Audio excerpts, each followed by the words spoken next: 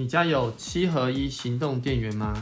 那你一定要注意听，行动电源会爆炸，通常不是运气不好，而是每天都觉得还可以用啊，这些小问题就慢慢的累积起来。第一个关键是这种可转动的插头里面的金属疲乏，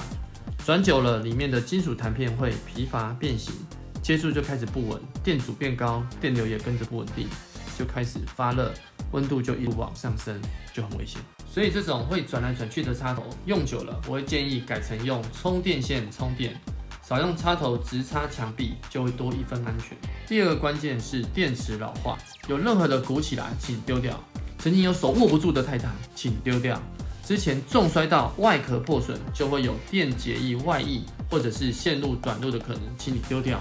上网查不到公司的网站品牌就很可疑哦，请你也丢掉，因为这样子它多半不会太在意安全的设计。对了，丢弃请交给资源回收车，不要直接丢到垃圾桶。安全永远最重要。有以上任何一个情形，拜托不要再用你的命多赌一天啊！